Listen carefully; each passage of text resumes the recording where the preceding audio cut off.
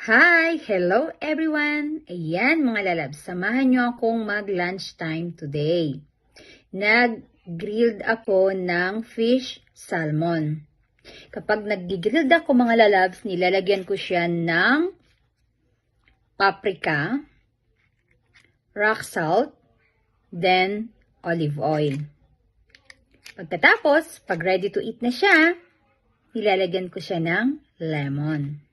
Ayan mga lalabs. Ilagyan ko siya ng lemon.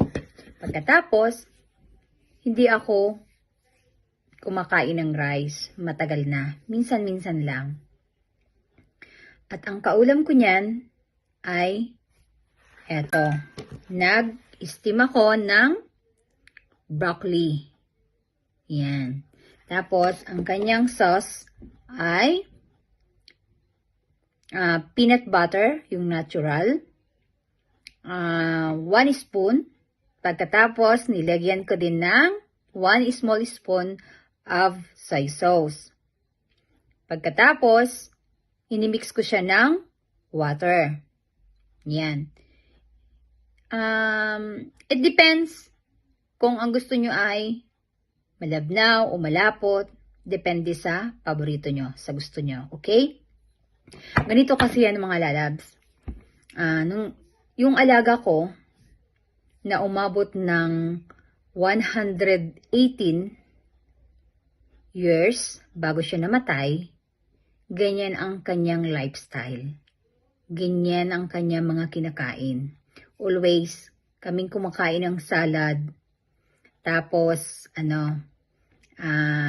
tawag dito, mga vegetables palagi. Then, na-challenge ako. Kasi mga loves, wala namang masama kung itry natin. Bukod sa delicious, healthy pa siya. So, it's up to you. Gusto mo, itry mo din. Kasi, hindi ko mag-wrinkles at nakakaganda at nakakagwapo. Kaya subukan mo rin. Joke! Ngayon mga lalabs, tikman natin kung talagang siya ay yummy. Okay? Yan. Subukan natin mga lalabs kung gaano siya kasarap.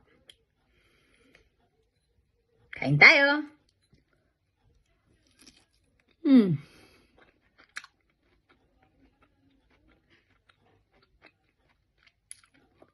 So yummy mga lalabs. Subukan nyo, hindi kayo magsisisi.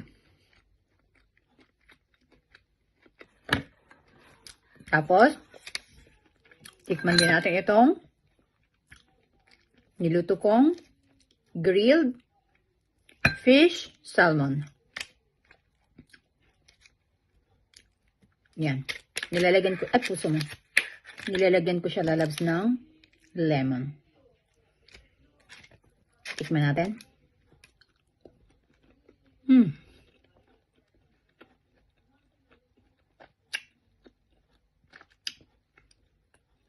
Napaka-daling i-prefer mga lalabs pagkatapos ano pa siya, masarap. Very simple. Alright. Sana may natutunan kayo at nagustuhan nyo. Thank you for watching. Bye!